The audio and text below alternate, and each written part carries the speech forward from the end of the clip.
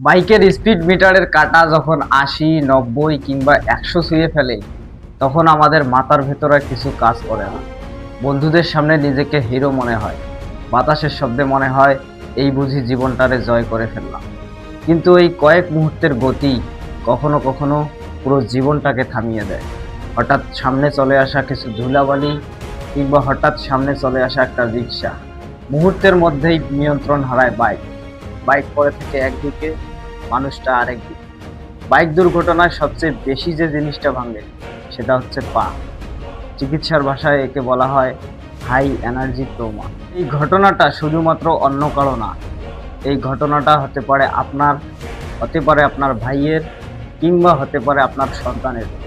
তাই যুবকদের জন্য একটা সহজ কথা, ভাই, রাস্তা কোনো রেসিং ট্র্যাক না, হিরোগিরি দেখানোর জায়গায় ওটা নয়। আপনার একটা ছোট্ট ভুলের কারণে নিরপরাধ কাউকে যাতে ভুলের মাসুল গুনতে না হয়। বাইকে উঠুন, কিন্তু সুস্থ হয়ে বাড়ি ফিরুন।